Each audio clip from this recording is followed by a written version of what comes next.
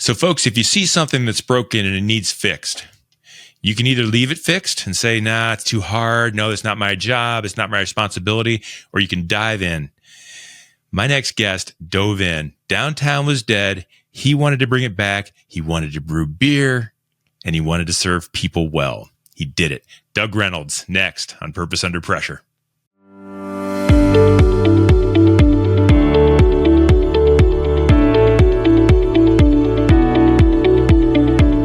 The heat is on. Let's get cooking. And in this case, again, brewing. I'll talk about that in just a little bit. This is Purpose Under Pressure. It's a podcast about people just like you, me, business folk who get up out of bed, put their feet on the floor and go to work on purpose. We've got a why and it puts us to work. But what do we do when the pressures rise to try to knock us down? That's what it's all about, and that's what this show's about. Don't forget to like us, follow us, subscribe, tell a friend, anyone you know that might appreciate an encouraging word, to know that someone else, another business person, another organization leader has gone through similar issues trying to get things right and stay on track. We do appreciate your likes and follows and referrals. It helps other people to know that the show might just be worth listening to. So thank you for doing that. And thank you for coming back. Purpose Under Pressure is brought to you by Sandler by the Ruby Group. They are sales trainers and they are amazing. They're serving sales professionals nationwide from their Akron and Columbus, Ohio locations. They're also in Jacksonville, Florida. They do it right. That's why they're on this show. That's why they're partners with this show. It's because I like the way they work. They're on purpose. They don't let things get in their way when things don't go right. They just don't quit the right way. And that's what I love about them. And that's what you're going to love about them too. It's the way you want your sellers to work. You don't want your sellers taking shortcuts, not even if it means making the deal. You want them to do it the right way. That's how you grow. And that's the way Sandler does it. You can check them out online at therubygroup.sandler.com. Today, we are talking about pressures and hurdles. And I think we're talking about making a leap, stepping out of the boat when there is nothing but uncertainty in front of you. At least that's the way I see it. We're going to find out if that's the same way that my guest sees it. He is Doug Reynolds. He's co-owner with his wife, Anna, of Uniontown Brewing Company right here in Ashland, Ohio. I love Uniontown Brewing Company. I think one of the tables there is named after me at this point, Doug. I'm not sure. Maybe not. Maybe I'm not quite as regular as I think, but maybe pretty close. Maybe we can talk about sponsorship and I can get a plaque there on my favorite table. Doug Reynolds, welcome to Purpose Under Pressure. Thank you for having me. I'm really glad to. I've always wanted to have this conversation. You and I have met a few times, but I kind of showed up when Uniontown was open and the beer was flowing and everything was good. People knowing people and having a good time. And I have a feeling there's a bigger story behind it. And so I'm interested in talking about that. Doug, if you can tell me a little bit from your own perspective, not about the business yet, but you and Anna, what are you guys trying to do? What's your purpose? What's my purpose? Yeah. Our purpose was to bring something to Ashland that it needed. We traveled a lot to Chicago to see friends. And everywhere we went, I thought to myself for years, I was like, man, this is something that I could really bring to Ashland. It wasn't always about the downtown, but then it ended up being about downtown and where it is and local. And I mean, when you go out of town to big cities, you don't find a McDonald's at every corner. There's local places on every corner. And that's the way it should. It's the way it's always been and it's the way it should be. And that we just wanted to bring that feel and that vibe here. And I think when we started it, that was our purpose. Our purpose was to bring something that was inviting, that people could come and hang out and enjoy their families and enjoy a good meal, and then enjoy a good beer. Was it about the beer and the meal, or was it about bringing something local? Was there something in you that wanted to be a brewer and a restaurateur, or was it just about anything at all to bring?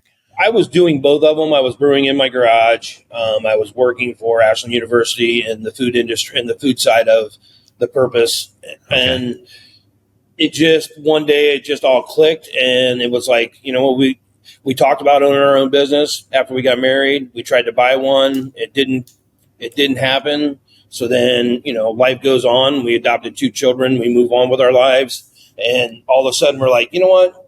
We walked away from something that we had a dream on. I think we could pursue it. And we did. And it's been wonderful since. And what you just said is exactly what this show is about. You have a dream, you have a desire, you have something you want to accomplish in your life. And when things get hard, people walk away. and Yes. they don't always get back to it. You got back to it. Folks, I want to set this up for you because, Doug, not everybody listening is in Ashland. We have an audience that goes quite a bit wider. I want to set folks up before Doug did what he did in Ashland and what he and his wife did in Ashland. Downtown was a ghost town. Now, people might get mad at me for saying that, but I think it's an accurate statement. There wasn't anything left, as it is in many downtowns across this country. It's just that's the way it happened. When the big box stores came in, people left the downtowns and they started to kind of dry up on the vine. Correct. And so restaurants are hard. Bars and brewing is even harder in an area where there's no foot traffic. That to me says, look, the pressure's way too big. The purpose can't overcome it. I'm interested in how you actually flipped the switch and said, okay, all the odds are against us. We're doing this. Well, I'll start off, and I didn't place it earlier. I grew up on Main Street. My mom managed the Jupiter store across the street from me. I went to restaurants. With the Ashland restaurant, I would come down and go with her to lunch. I saw it when downtown was thriving in the 80s, and I saw it in the 90s when I was a teenager when it was horrible and it was empty and storefronts were bad. I'm trying to think. I lost your question because I moved on for that. Well, no, I'm interested. That's the thing that you remembered. And I was saying that, yeah, but that wasn't there when you turned the switch. How did you make that decision? I mean, I bought all my jeans, all my shoes, everything was downtown when I was a kid. Yeah. And you're talking, I mean, that was in the 80s. So from 80 to 90 downtown was not a ghost town. It wasn't dead. Right. It wasn't until about the 90s, I think. I hate to say when the big box store moved in up on Claremont. My mom worked for, like I said, Jupiter, which is actually Kmart. So she retired from almost 40 years at Kmart. When Kmart moved out up north, up by the fairgrounds, that kind of took a lot of that business with it. Yeah. And that's the way it happened. What made me decide to do this? Is that what the question was? I'm sorry, Brian. I'm trying to, so with all that, the fact that downtown is dying and downtown is maybe even dead and they're dead everywhere, and yet you're going to open up a restaurant and a brewery, which is hard enough as it is in a place where there's no foot traffic. The question I'm asking is, how did you finally say, look, we're doing this against all odds, against everyone telling us this is nuts? We're doing this. How was that decision made? It was made, and I've told the story 100 times, it was made on our back deck. My wife and I were sitting out there one day having a glass of wine. Surprisingly, not beer. But we both had just had a bad day at work, and we started talking about what we wanted to do. And it was like, you know what? Let's do it. So we moved forward. We looked for almost 2 years at almost every building in this downtown because that's where we wanted to be.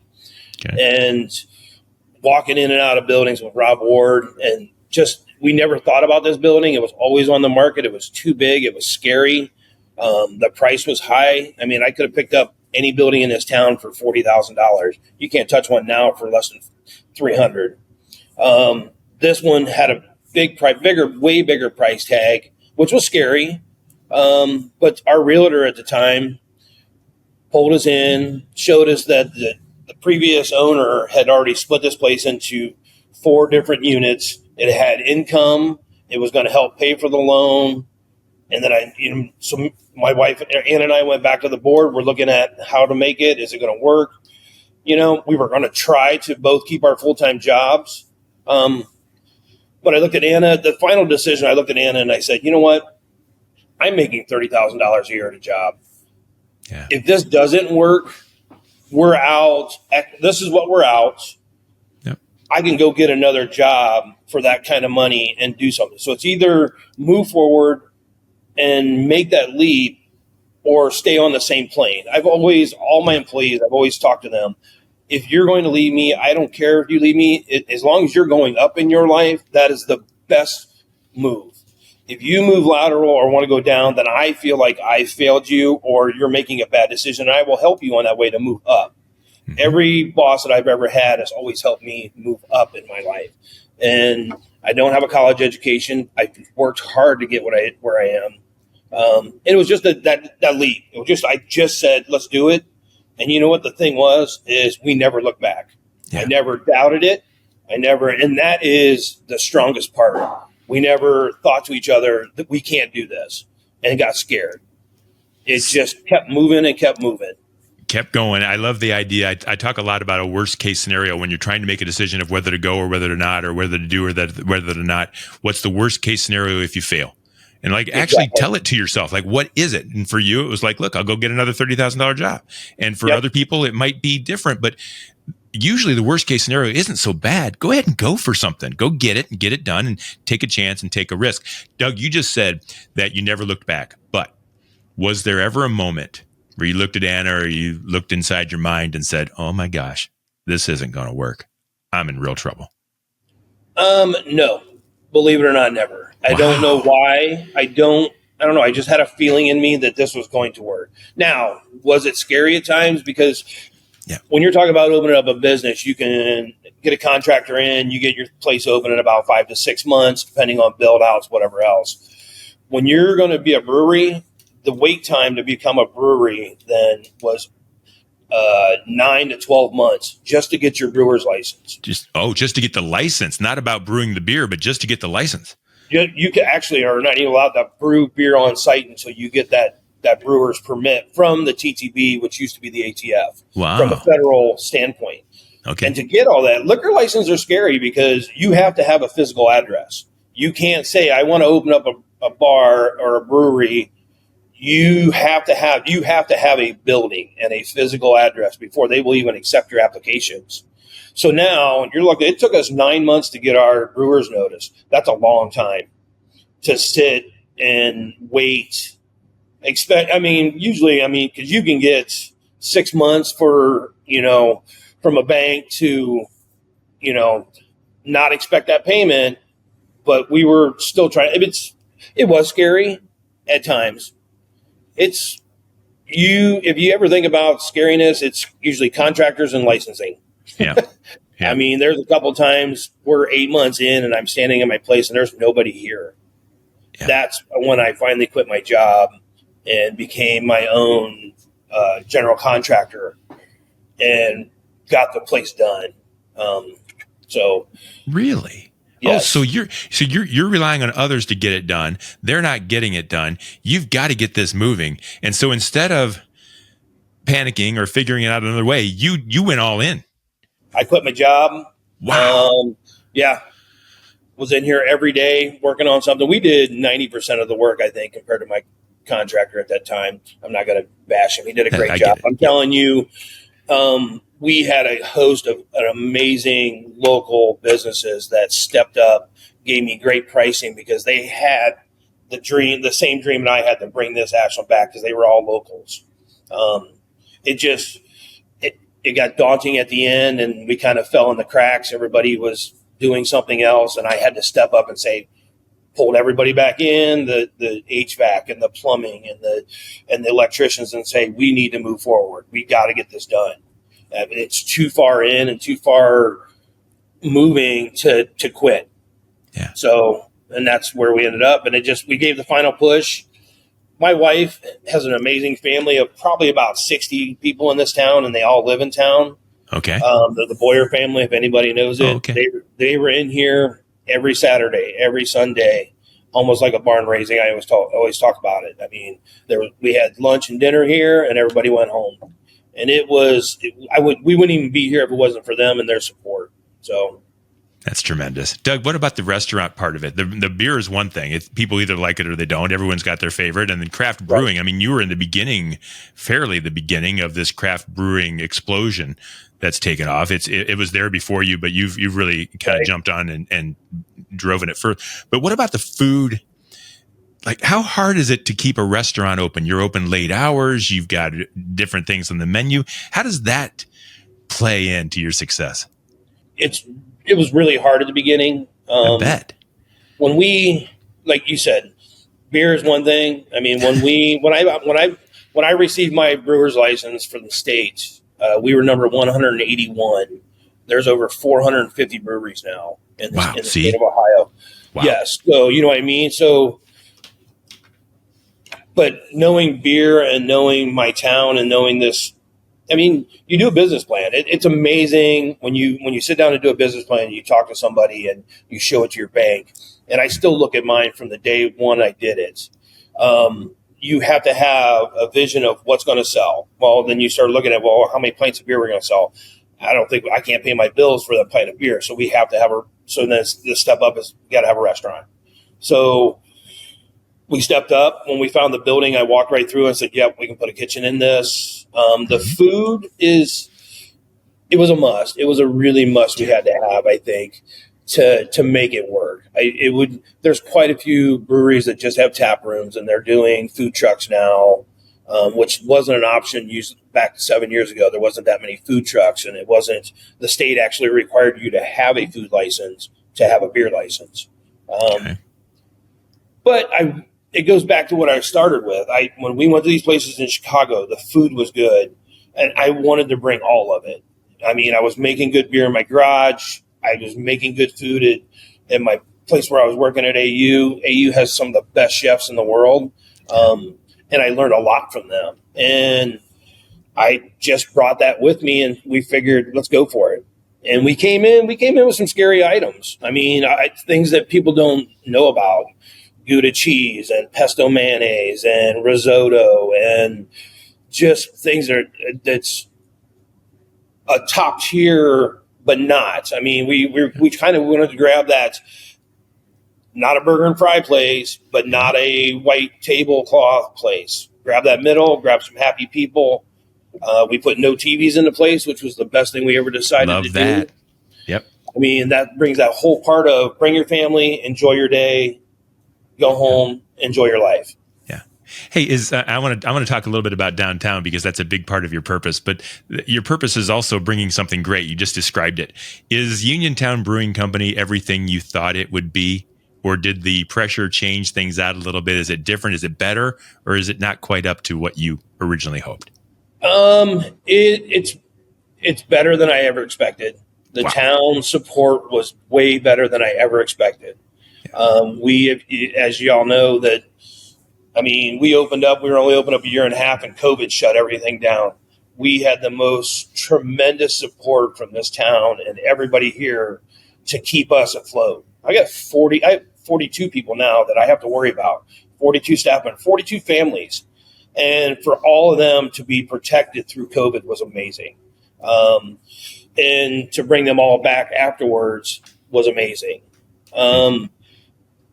My level, I think we're down a little on the level I want to be at.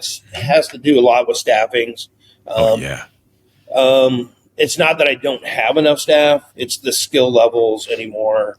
And it's just to be able to do risottos and fancy steaks and capellinis and things like that. You need skilled laborers, and the workforce right now is a lot of younger crowd, 17, 18, and it takes some time. So I have noticed bringing your menu down a little bit so you can compensate with your labor force. Yeah. So, but we are still top tier, and we're still there, and it's getting better. The more these kids learn, the better they are. So I love that. And I think in my time of going there, which is probably since COVID, I would assume, but I think it's gotten better almost like every time. Like I can see that you're actually working at it. It is. And everybody tells me that. It's just my aspect. You know what I mean? It's awesome. It's all on me. You know what I mean? Because I want to be the best that I've ever been always. That's the way I've always looked at anything. I've always looked at something. If I can't fix it, it's broken. So, I look at I work on my own coolers. I work on all the machinery downstairs. I work on it before I even call somebody. Yeah. I don't automatically just call a technician. No, I've had enough experience with coolers. I can problem solve it a little bit. And if I can't do it, then I will concede and I'll move on and let somebody else do it. One of the biggest problems we have as managers and leaders is sometimes we're not focusing on leading and we end up doing it for our sales team. How do we coach our people to help them figure out what self-limiting belief that they have that's holding them back from achieving the levels of success that they know they're capable of? Help them flush out what we call their own head trash, that thing that's holding them back. So work with your team, lead by example, watch your team achieve greater levels of success, and watch your team grow, and more importantly, watch your company and your business grow.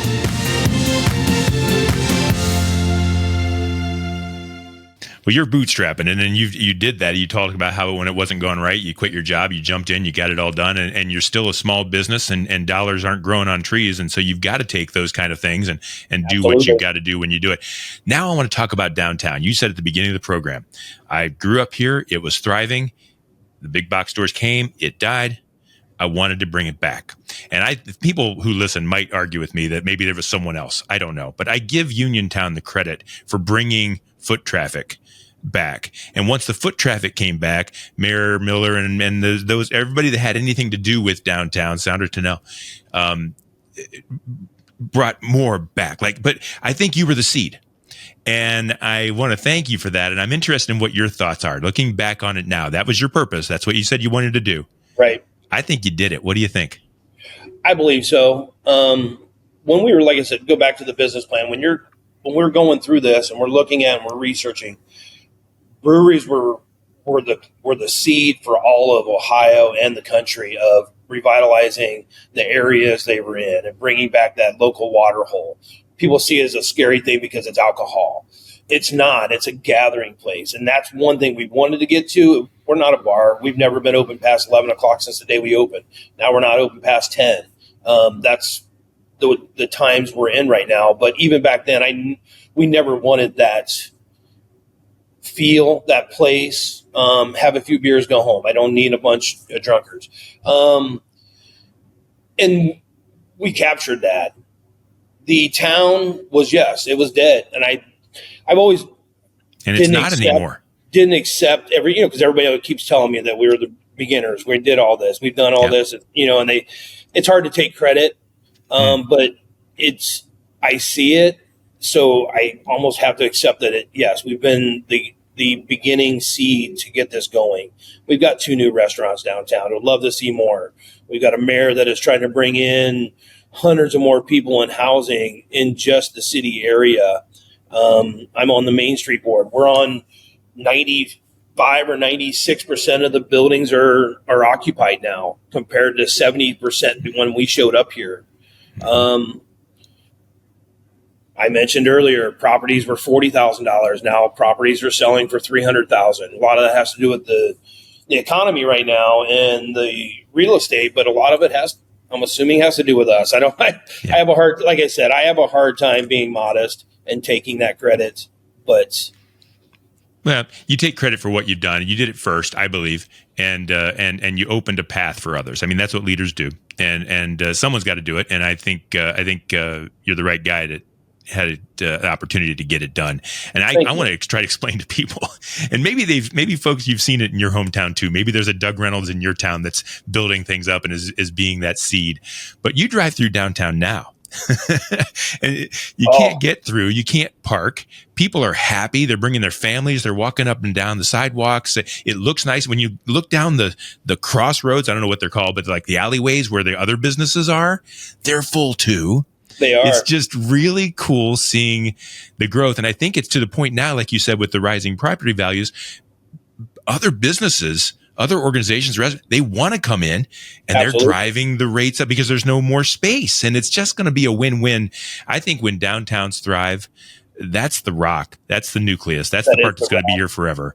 And that's what's going to make the whole thing work. And folks, if your town is kind of going through that, find yourself a Doug Reynolds and have somebody plant that seed. Doug, what's the future look like? You talked a little bit about the problems with employees, and I know that. I know that's an issue. It's an issue with every single organization. I don't care what they do. It's hard to find workers to do the quality of work you need.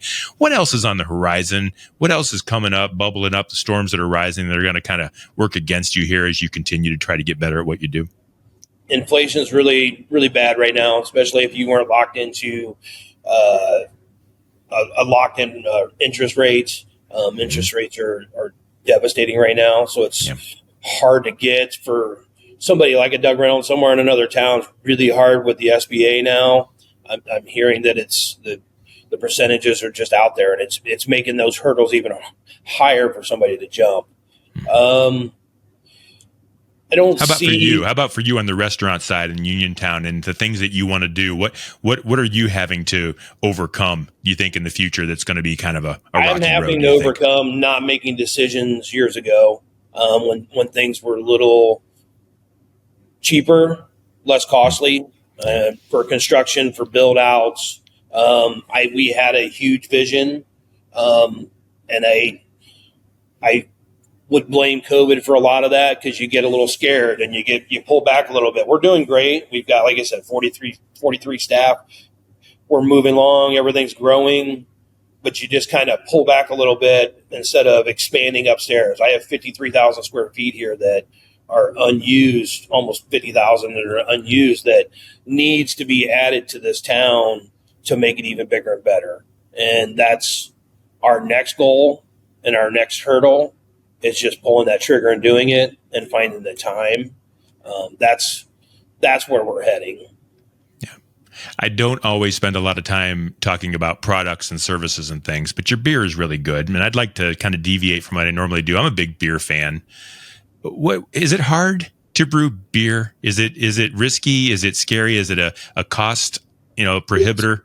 What's the problem? What's the pressures that come when you're trying to be a good brewer of beer?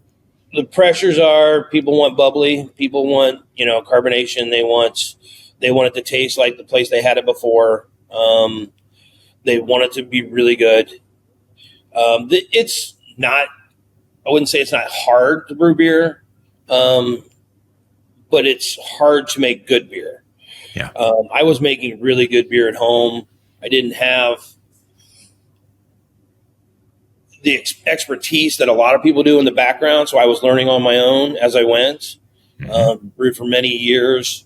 I partnered up with Derek, my brewer, Derek Smetzer. He's a local guy here, and he has taken my really good beer and together we've made it exceptional. Yeah. By changing the salts in the water and the ingredients. We haven't deviated from my flagships other than adding a little mouthfeel on the water side on the salts. We call it salts, and adding calciums and things like that. So it is a science, and it is hard. It is hard to make exceptional beer that people will drink day in and day out. And it takes time. But I tell you, I've always treated it like a chef in a kitchen. And that's where, and Derek, and he homebrews, and he always treats it as like a science. I take 5 ingredients, and I was like, man, these are going to taste really good together. And he'll even look at me and go, I don't know, man. Those don't really good. I said, just try it. Let's try it. If it's horrible, we'll throw it down the drain. Yeah. Again, worst case scenario, right? In 7 years, I've taken 2 batches down the drain, and that is it. So only 2. Wow. 2. Good for and you. We've made almost 85 different beers since we've opened. Yeah, that's what I love about it. I come in and there's always something different. I do love my IPAs. I kind of do things through seasons. So in the winter, I might drink something red or something a little darker, right. And that's kind of the way I do it. Well, folks, you don't need to know about my drinking habits. That's your small little dive into beer on Purpose Under Pressure. So we'll edit out of that a little bit. Hey, Doug, as we end, if people wanted to find you, wanted to know where you're located, want to come see you, maybe visit you on the website, maybe even talk to you about building a business or helping a downtown or living your dream in that situation, how would they reach out to you? They can find us at Ashland, Ohio, 105 West Main Street. We're the largest, oldest building in downtown. You can't miss us. The sign is huge. There's an old Gilbert's Furniture sign hanging right above us. Hopefully in the future it's gonna relight again. So, and you can find us on uniontownbrewing.com. I'm always open to talk to anybody. I've talked to multiple people over the years on how to open up another brewery, any hurdles to jump, what to look for, what avenues to take to save money, grants. There's all kinds of stuff. Call the brewery. I'm here almost 24/7. It seems like some weeks. So come in and ask for me, and I'll give you a tour, and we'll talk. Well done. Well done, Doug. That's Doug Reynolds. Folks, the cool thing about doing this show is I get to meet people on purpose. Doug and I have run into each other a few times. Of course, like I said, I hang out at the bar a lot, but we never really talked. And this is my first time of actually understanding and hearing a story and actually meeting you. And part of the fun thing about doing this show is that I get to meet all kinds of business people. Every one of them, Doug, is down to earth, blue collar, roll up the sleeves. I don't care how big the company is. I don't care, male, female, old, young. Successful business people roll up their sleeves and get it done. And they do it for a better purpose than just making money. And I think that's you, and you fit the mold, and you're going to do great things. I appreciate your sharing the story on Purpose Under Pressure. I appreciate you having me on. That's Doug Reynolds, folks. He's the owner with his wife of Uniontown Brewing Company right here in Ashland, Ohio. I hope this story resonates wherever you are, whether you're in Ashland or whether you're in California. There is a small town somewhere that needs a little jolt, and there are people that need a place to go and to gather. And if you have those two things, do what Doug did. Figure out your worst case scenario and dive in, all in.